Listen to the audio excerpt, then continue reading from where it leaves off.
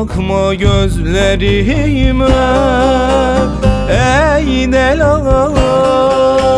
Öyle masum masum bakma gözlerime, alevin sıcaklığında yandı yüreğim, alevin sıcaklığında yandı bedenim. Ey delal, can delal. Sıralı dağların nazlı ceylanı, umutla sevdayla bekle yarını.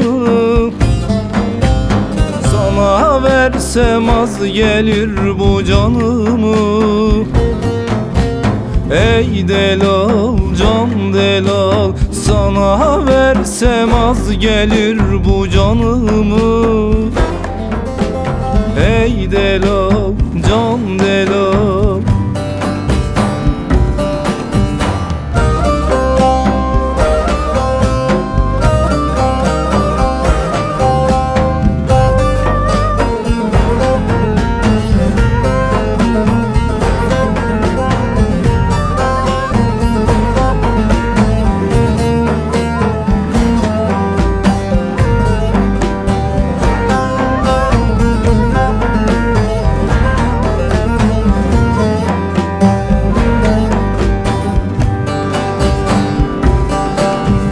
Ey delal, öyle dalgın dalgın bakma gözlerime, ey delal.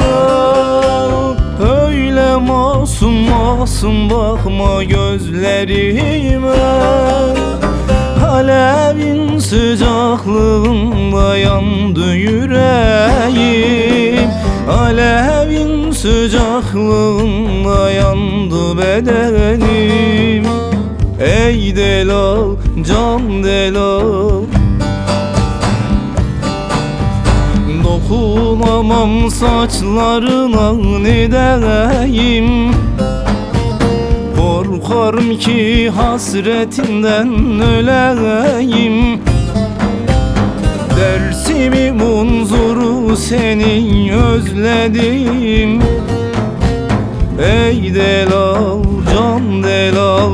Dersimi munzur seni özledim, ey delal,